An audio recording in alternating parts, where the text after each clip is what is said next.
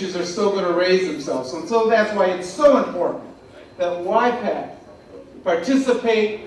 You make sure that you sit at the table because you deserve to sit at the table when decisions are made. And you do that through the electoral process. Cast your vote, be proud of it, and be proud of who you are. Thank you very much. Our next speaker is a very active man in the YPAC community. He is very involved with career fairs and wants to help make a difference in all the communities. Please welcome the Secretary of YPAC, Brother Abdul Jalil Nahsha. Thank you everyone for coming. And first I'd like to acknowledge the Unity American News and their presence here. Sami Haddad, Jamal Hamadi from MBN News. YPAC has befriended Senator Debbie Stabenow. Having strongly supported her re-election bid in 2006, I can proudly tell you that she received 90+% of the vote in the large area that we covered. Senator Debbie Stabenow is no stranger to our community. She did not forget those that supported her, unlike many others that had come through these communities. As our U.S. Senator, she has been a strong voice of unity, tolerance, and tolerance for all cultures and religions. And her actions reflected her fundamental belief in civil rights for all Americans. She has been actively engaged with YPAC to address our community issues.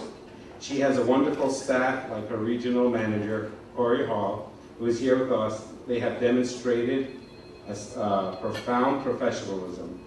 As a member of the Senate Finance Committee, she is playing a key leadership role in addressing our nation's healthcare and trade policies, which are critical to our future and the future of our nation. I am proud to welcome our U.S. Senator, Debbie Stabenow.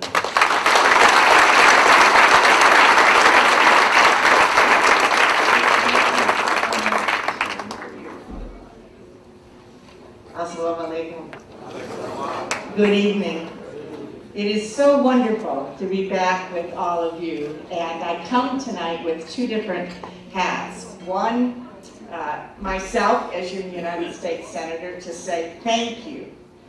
Once again, thank you for your wonderful support 2 years ago, which allowed me to have such a resounding win for re-election. YPAC was a critical matter. And by the way, there's so many distinguished elected officials here. I will not just recognize all of them, but I do see our great mayor of Dearborn here and the great mayor of Detroit. And I do want to also particularly thank your leader, Dr. Mohammed El-Ghani, for his leadership, all of those, AJ for his leadership, everyone who's involved with YPAC. I have the honor, though, this evening to have been asked by Senator Barack Obama to come and represent him.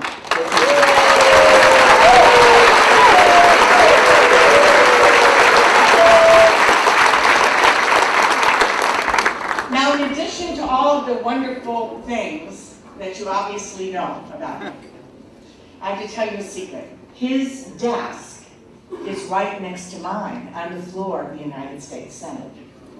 Now, I had no idea when he sat next to me, I would be sitting next to the next President of the United States.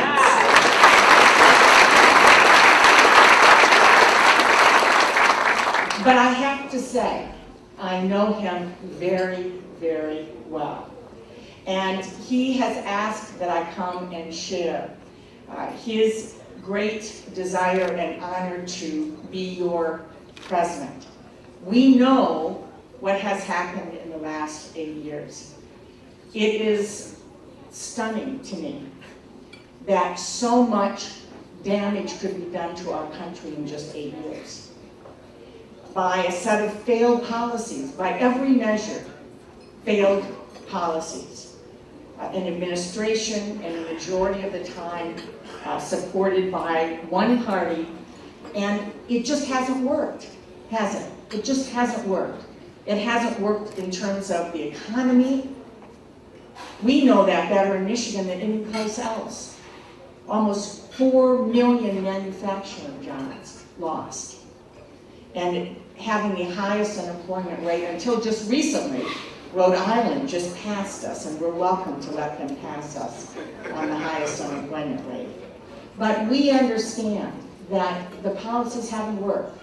And internationally, getting us into a war that we should never have gone into. Yeah. Never have gone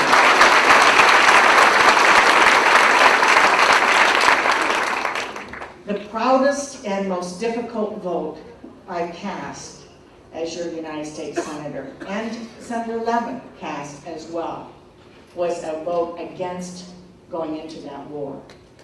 And we need to lead.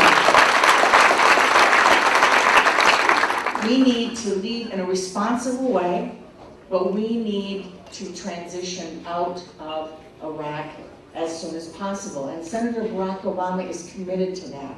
He understands that when we are bleeding in red ink in our country, and small businesses can't get loans, and people can't get car loans, and all of the other challenges of job loss and all the other costs going up, that spending $10 billion a month, billion, it's a lot of zeros, in Iraq, not paid for, just doesn't make sense.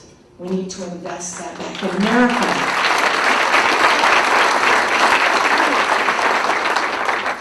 And we also know that the larger foreign policy has not worked. America, in terms of our reputation in the world, we have lost so much respect because of what has happened under the American symbol.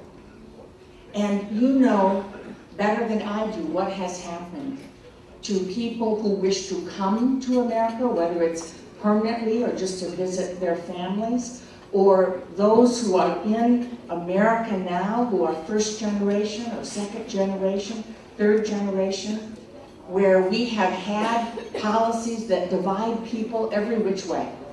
Every which way. People have been divided. Communities have been divided. Well, the good news is we don't have to do that anymore. We don't have to do that anymore. So I'm here to ask for your support for my friend, Barack Obama.